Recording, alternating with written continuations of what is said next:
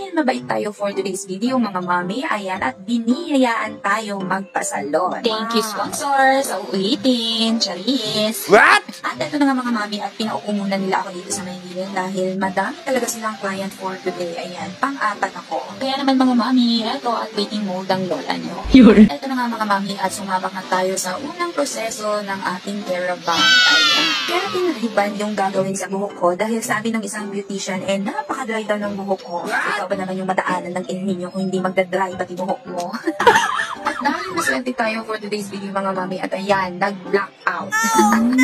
At eto na nga mga mami, at chine-check ko na nga yung aking buhok, if mag-i-straight ba to o madadagdagan yung pagkabuhagkag nito. Pero alam niyo mga mami, in fairness kay kuya ha, chine-check niya naman yung buhok ko time to time. Tinitingnan niya yung pagkakababad ng buhok ko dun sa nilagay nilang gamot.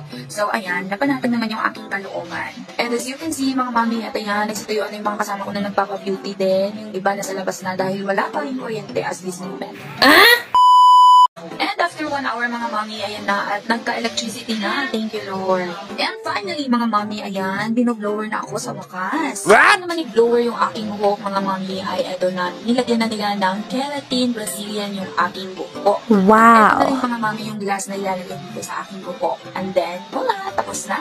At dahil sakto na yung pagkakababad sa last na procedure sa aking buhok, at ayan, blower na naman ako. Ito na nga mga mami yung final step. I-iron na ni kuya yung aking buhok. And eto na din talaga yung pinaka-last na procedure na gagawin din sa buhok ko. And then, I'm ready to go. Pero mga mami, syempre hindi ko yung gagawin dahil magbabayad muna ako before I go. So far, so good naman mga mami yung result. At ayan naman, nakikita nyo naman. And I was satisfied sa aking experience sa kanilang salon.